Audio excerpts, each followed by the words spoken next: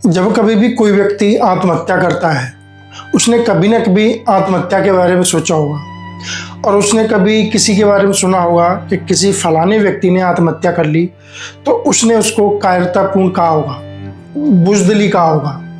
जब सामान्य हालातों में हम और आप आत्महत्या के बारे में सोचते हैं तो कुछ इस तरीके से सोचते हैं कि बेहद कमज़ोर कदम है, कायर लोग आत्महत्या करते हैं और ना ही हम आत्महत्या के बारे में सोचना चाहते हैं, ना ही देखना चाहते हैं और विचार विमर्श तो उसके बारे में करना नहीं चाहते। लेकिन सच्चाई तो यह है दोस्तों कि आपके और हमारे बीच से ही कुछ लोग आत्महत्या कर लेते हैं। टीवी के जाने माने एक्टर नितिन चौहान आज इस दुनिया में नहीं रहे। उनके को स्टार का दावा है कि उन्होंने आत्महत्या की है। नितिन चौहान स्प्लिट्सविला और क्राइम पेट्रोल जैसे तमाम शो में काम कर चुके हैं। नितिन चौहान इसी नवंबर के पहले सप्ताह में अपने घर में पंखे से लटके हुए पाए गए। उन्होंने आत्महत्या कर ली। 34 साल के नितिन चौहान गठीले शरीर के व्यक्ति। उन्हीं की इंडस्ट्री की टीवी इंडस्ट्री से एक महिला मित्र ने कहा कि काश नितिन जितने शरीर से मजबूत थे उतने दिमाग से भी मजबूत होते। हालांकि ये कमेंट पढ़कर मुझे अच्छा नहीं लगा क्योंकि यह कमेंट संवेदनशील नहीं था। पुलिस ने अपनी शुरुआती इन्वेस्टिगेशन में कहा कि नितिन चौहान इंडस्ट्री में स्ट्रगल कर रहे थे, फाइनेंशियल लॉसेस से जूझ रहे थे और उनको मेंटल हेल्थ का इशू था। वो डिप्रेशन में थे और इसी जदोजहद में वो जिंदगी की लड़ाई हार गए।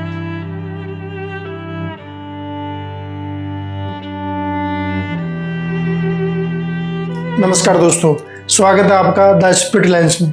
आज बात करेंगे टीवी इंडस्ट्री की, फिल्म इंडस्ट्री की, इस ग्लैमरस दुनिया के पीछे कितना बड़ा अंधेरा है। ग्लैमरस इमेज है बट रियलिटी जो है वो बहुत ग्लैमर के विपरीत है। हम लोग ग्लैमर बेचते हैं, ग्लैमरस लाइफ है नहीं। इन रियल चमकती दमकती गाड़ियों में जाते एक्टर एक्ट्रेसेस, एयरपोर्ट्स पे अपने पेपराइजेस को देते ये लोग चेहरे पे जितनी बड़ी मुस्कान लिए घूम रहे हैं, क्या अंदर से उतने खुश हैं? ये जो खुशी ये दिखा रहे हैं, ये जो चमक दिखा रहे हैं, ये नकली तो नहीं है। तो है ही नहीं। Glamour is only on red carpet, magazine covers. No no no, in real life there is no glamour at all. नहीं है, बनावटी तो नहीं है। मैंने चैट जीपीटी से, मैंने गूगल की मदद से जानने की कोशिश की कि पिछले 10 साल में कितने लोगों ने टीवी इंडस्ट्री में, फिल्म इंडस्ट्री में अपने आप को ख़त्म कर लिया और जो परिणाम सामने आए वो चौंकाने वाले थे, वो दर्द भरे हैं, वो परेशानी में डालने वाले हैं। 2020 में चाहे सुशांत सिंह राजपूत का मामला हो, चाहे 2013 में जिया खान का मामला, दोनों ही मामले सुर्खियों में रहे, लेकिन अंततः कोई सटीक नतीजा पुलिस ने निकाल के नहीं दिया।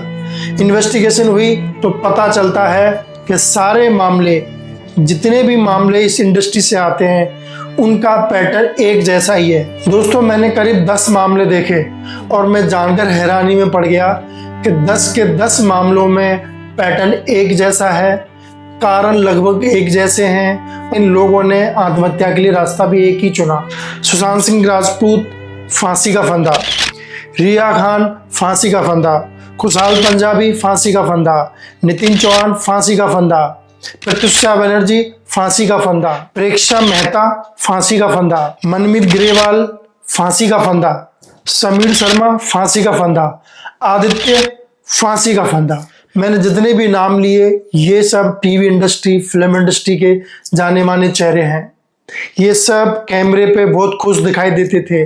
प्रत्युषा बनर्जी, बालिका बधू की फेम, इतनी सफलता शुरुआती कैरियर में, लेकिन बाद में उनको इंडस्ट्री में स्ट्रगल करना पड़ रहा था, काम नहीं मिल रहा था, फाइनेंशियल बोझ उनके ऊपर बहुत ज़्यादा था, इसके कारण वो डिप्रेशन में चली गई। सुशांत सिंह राजपूत मल्टी टैलेंटेड आदमी, अपने कॉलेज का एक होनहार विद्यार्थी, साइंस में गहरी रुचि, उनकी प्रेमिका है, उनकी जो गर्लफ्रेंड है, उन्होंने कहा कि बहुत इंटेलिजेंट था।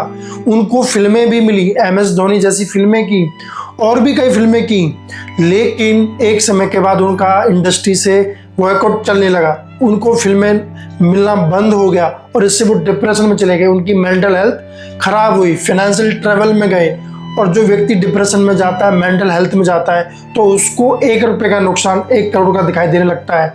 उसको थोड़ा सा नुकसान पहाड़ की तरह नुकसान की तरह दिखाई देने लगता है। अभी हाल ही में इसी नवंबर में पहले सप्ताह में नितिन चौहान, जिनकी मृत्यु हुई है 34 साल के, उनके पास भी इंडस्ट्री में काम मिलना मुश्किल हो गया था।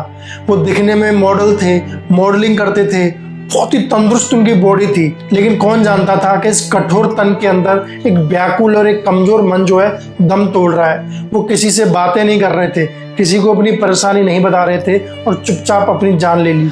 या फिर चाहे वो जिया खान का मामला हो 2013 में, सूरज पंचौली के साथ उनके अफेयर की चर्चाएं चली। जिया खान की मां ने कहा कि वो अपने पर्सनल रिलेशनशिप के कारण डिस्टर्ब थी। सूरज पंचौली ने उसको ठगा था। उसे कैसे कहूँ, लेकिन मैं कहूँगी, क्योंकि अब मेरे पास खोने के लिए कुछ नहीं है। मैं पहले ही सब कुछ खो चुकी हूँ। जब तुम इसे पढ़ रहे होगे तो हो सकता है कि मैं पहले ही जा चुकी हूँ या जाने वाली होंगी। मैं अंदर से टूट चुकी हूँ। तुम्हें नहीं पता होगा, पर तुमने मुझे बहुत हद तक अफेक्ट किया है। लेकिन इन्वेस्टिगेशन में सामने आया कि वो शुरुआती सफलता के बाद उन्होंने दोस्तों कई फिल्में की थी जो कि सुपर हिट रही थी, लेकिन उसके बाद अचानक से उनको काम मिलना बंद हो गया। और जैसे काम मिलना बंद हुआ, फाइनेंशियल ट्रबल्स, EMIs का बोझ, घर के किराए का बोझ, लाइफ स्टाइल का बोझ, उस ग्लैमरस दुनिया में बने रहने का जो बोझ है वो झेल नहीं पाई। और ऊपर से पर्सनल रिलेशनशिप के दिक्कत ने, परेशानी ने उनको और दबा दिया और उन्होंने आत्महत्या कर ली। दोस्तों, जिया खान मात्र 25 साल की थी। अगर वो इस झटके को झेल जाती, इस झटके से उबर जाती, हो सकता है हम उनको पर्दे पे वापस देखते। मैं जितने लोगों का नाम लिया है, ये 24 साल के हैं, 32 साल के हैं, 34 साल के हैं, 25 साल के हैं।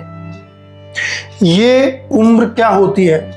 जब व्यक्ति का कैरियर चढ़ रहा होता है, जब वो अपने कैरियर को दिशा दे चुका होता है या दे रहा होता है, उस वक्त उन लोगों ने अपनी जान ले ली। दोस्तों, हमें इस बात को गहराई से सोचना होगा कि कोई भी व्यक्ति मृत्यु को गले लगाता क्यों है। व्यक्ति आत्महत्या नहीं करता है, अपनी जीवन लीला समाप्त नहीं करता है। वो क्या करता है?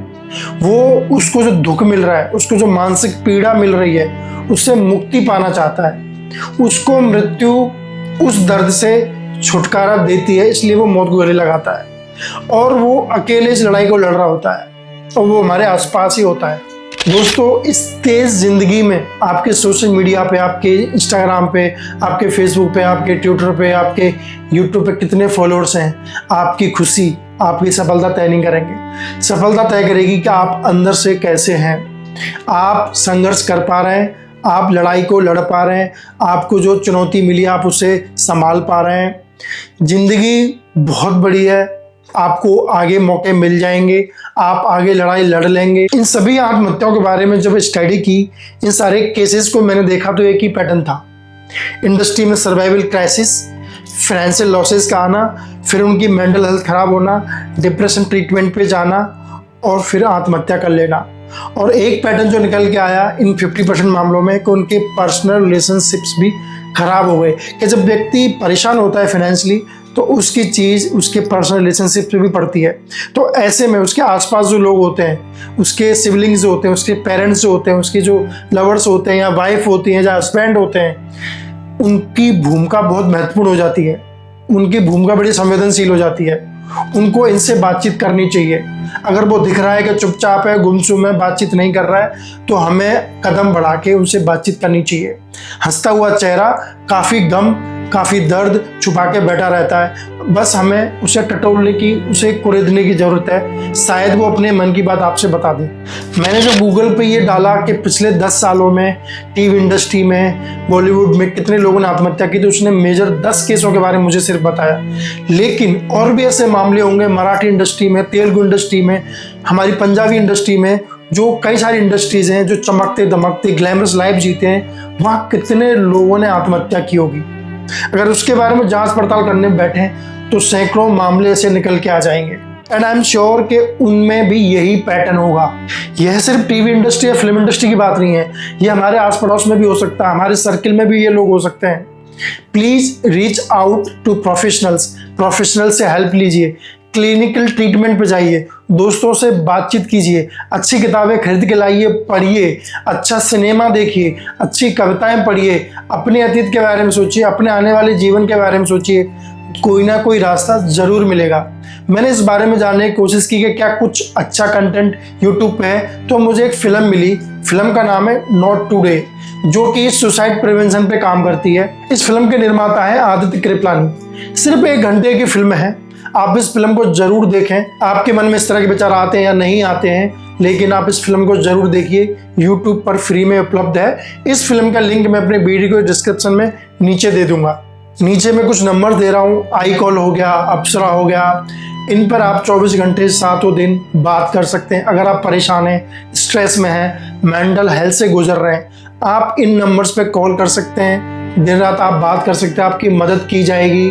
दोस्तों, इन सारे केसेस को पढ़ने के बाद मैं एक बात पे पहुंचा कि हमें चमक धमक की तरफ नहीं, हमें अपनी आंतरिक मजबूती, शक्ति और संतुलन की तरफ आगे बढ़ना चाहिए। हमें बचना चाहिए रातों रात की सफलता, रातों रात की चकाचौंध से। हमें स्थिरता, गंभीरता के साथ आगे बढ़ना चाहिए, जिसको कहते हैं ना शांत, स्तब्ध और दृष्टा। मुझे लगता है कि वही समाधान है। हमें अपने जीवन को सबसे महत्वपूर्ण मानना है, बाकी सारी चीज़ें महत्वपूर्ण नहीं हैं। नमस्कार।